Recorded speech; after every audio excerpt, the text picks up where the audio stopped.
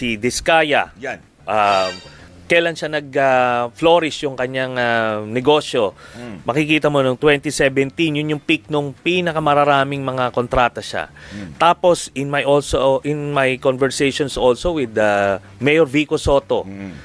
Tapos ang sinabi ni Mayor Vico dun sa kanyang research, kasi nung kalaban niya yan sa Pasig, si Bongo ang nasa likod ni Diskaya. Tapos, ito rin, nag-comment din si Ombudsman Rimulya na si Diskaya pinoproteksyonan si Bongo.